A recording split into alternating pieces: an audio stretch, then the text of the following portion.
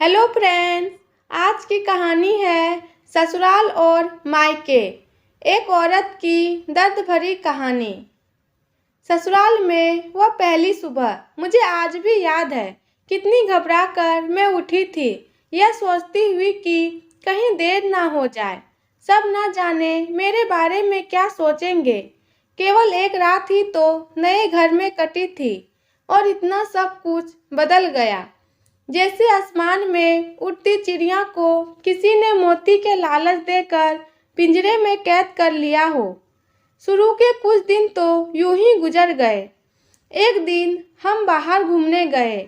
जब हम वापस आए तो सासू माँ की आंखों में खुशी तो दिख रही थी, लेकिन केवल अपनी बेटे के लिए ही। मैंने सोचा कि शायद नया नया रिश्ता है, एक दूसरे को समझने में कुछ वक्त मिलेगा। लेकिन समय ने जल्द ही एहसास करा दिया कि मैं यहाँ बहू हूँ, इसलिए मैं जैसा चाहूँ वैसे नहीं कर पाऊंगी।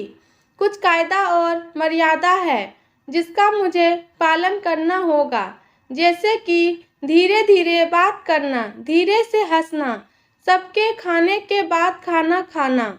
यह सब आदतें मुझे अपने आप आ गई। माँ से भी बात कम होने लगी, जिसकी वजह से मुझे पीहर की याद आने लगी। ससुराल में पूछने पर कहा गया कि अभी नहीं, कुछ दिन के बाद जाना। जिस पति ने शादी के समय कहा था कि आपकी बेटी पास में ही तो है, कभी भी आ जाया करेगी, उसके भी सुर बदल गए। अब मुझे धीरे धीरे यह सब समझ में आ गया कि शादी कोई बच्चा का खेल नहीं है। इसमें केवल घर नहीं बदलता, पूरी जिंदगी बदल जाती है। अब मैं कभी भी उठकर अपने पीहर नहीं जा सकती, यहाँ तक कि पीहर वालों को भी मुझसे मिलने के लिए पूछ कर आना पड़ता है। पीहर में जोर जोर का हंसना, कभी भी कहीं भी चले जाना, रसोई में से कुछ भी उठाकर खा लेना, अपनी मर्जी का करना, यह सब यादें बनकर रह गई। अब मुझे समझ में आने लगा था कि क्यों विदाई के वक्त सभी लोग मुझे गले लगाकर रो रहे थे।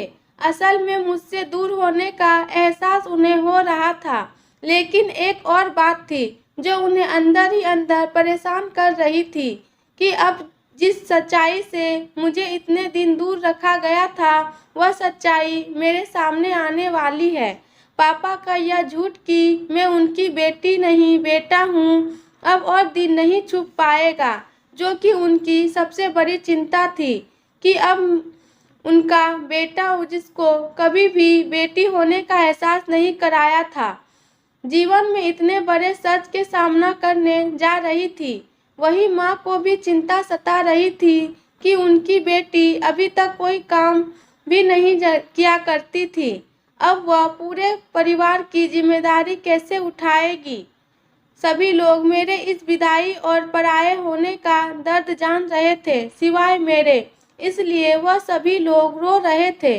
आज मुझे समझ आ गया कि उनका रोना गलत नहीं था, वह हमारे समाज का नियम ही है कि एक बार बेटी डोली में विदा हो गई तो वह उस घर के लिए केवल मेहमान ही बनकर रह जाती है, फिर कोई चाहे कितना भी क्यों ना कहे कि यह घर आज भी उसी का है।